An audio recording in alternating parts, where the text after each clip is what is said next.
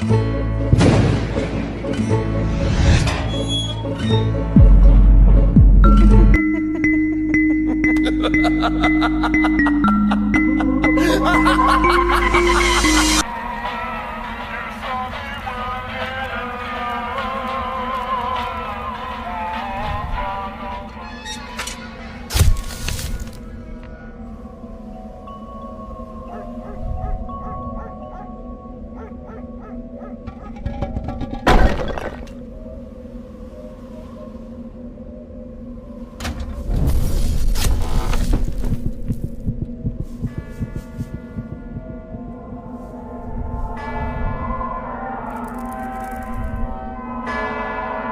is the way he lived. That is what he leaves us.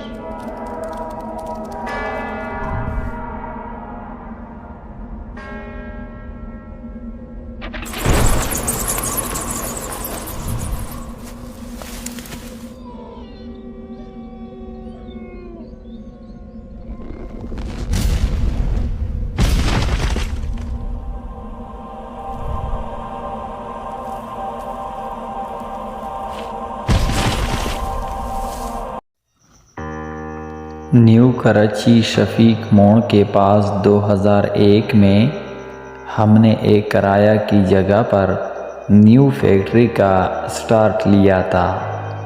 یہ ایک بڑا plot تھا جس میں 3 پورشن پر مختلف فیکٹریز تھی۔ گیٹ سے داخل ہوتے ہی چوکیدار کا روم، پھر 2 طرف 2 فیکٹریز اور سامنے ہماری فیکٹری تھی۔ ہمارے پورشن میں داخل ہوتے ہی سامنے آفس، ایک طرف گودام میں کچا مال اور دوسری طرف مشینریز لگی ہوئی تھی۔ ارد گرد میں 3 طرف خالی پلاٹ تھے اور گیٹ کے سامنے چائے کا ہوٹل اور پان کی دکان تھی۔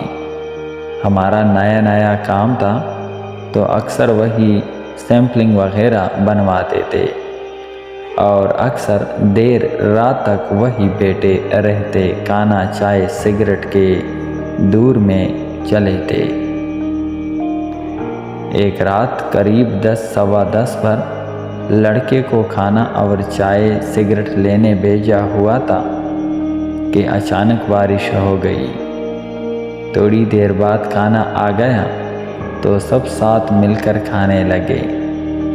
اسی دوران باتوں میں لڑکے نے کہا کہ ہماری فیکٹری کی چھت پر شاید چوکیدار کی بیوی یا بیٹی بارش میں لال جوڑا پہنے اکیلی نہا رہی ہے۔ ہم نے اس کو کہا زیادہ مت دیکھنا، یہ پٹھان اپنی عورتوں کے بارے میں کافی سخت ہوتے ہیں، کچھ غلط سمجھ لیا تو تجھے مار مور کر یہیں کسی خالی پلاٹ میں دفنا دیں گے۔ کھانے وغیرہ سے فارغ ہوئے تو بارش بھی رک گئی تھی۔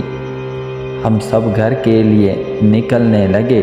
گیٹ سے گاڑی نکلنے لگی تو دانستہ نظر وہیں چھت کی طرف گئی تو وہاں اس وقت بھی کوئی لال چادر یا دوپٹہ اوڑھے بیٹھا تھا۔ 2-3 دن گزر گئے، بات آئی گئی ہو گئی، پھر اچانک ایک بار پھر دن کے وقت بارش شروع ہو گئی۔ اس بار بارش کچھ زیادہ تیز تھی۔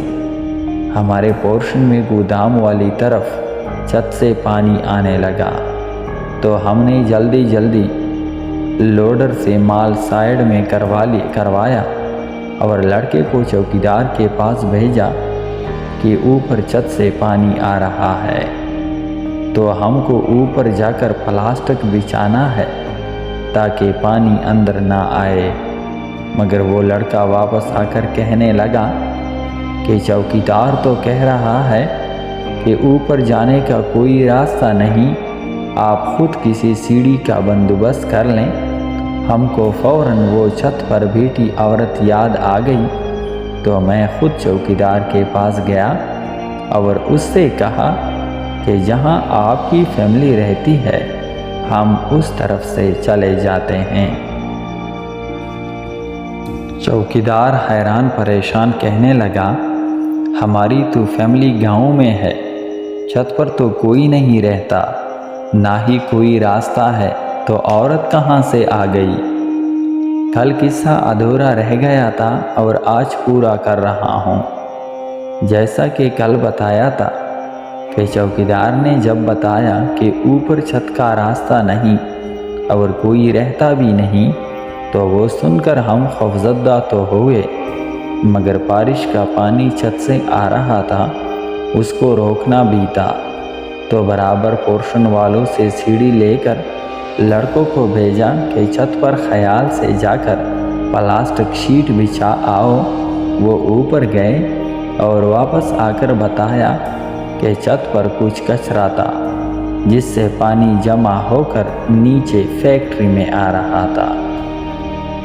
وہ دن تو خیریت سے گزر گیا، مگر جس عورت کو لال لباس میں دیکھا تھا اس نے دوسرے دن صبح ہی اپنا اثر دکھانا شروع کر دیا کہ لوڈر صبح باتھ روم گیا تو اس نے باتھ روم میں چیخنا شروع کر دیا۔ ہم سب وہاں گئے تو دروازہ اندر سے بند کر کے وہ زور زور سے چیخ رہا تھا کہ وہ عورت باتھ روم کے باہر کھڑی اسے غور رہی ہے۔ ہم نے اسے بتایا کہ کوئی نہیں ہے، تم باہر آ جاؤ۔ اس نے باہر آ کر بتایا کہ دروازہ بند ہونے کے باوجود اسے محسوس ہوا، بلکہ اسے نظر آیا کہ وہ عورت اسے دیکھ رہی ہے۔ اس کا پورا جسم سن ہو گیا تھا، وہ ہل بھی نہیں پا رہا تھا۔ پھر شام کو پھر کسی کو محسوس ہوا جیسے اسے سرد ہوا چھو کر گزری ہو۔ میں مشین کے پاس کھڑا تھا، مجھے صاف نظر آیا کہ وہ عورت میرے پیچھے کھڑی ہے اور مجھے جرجری سی آ گئی۔ جیسے تیسے وہ دن گزرا تو اگلے دن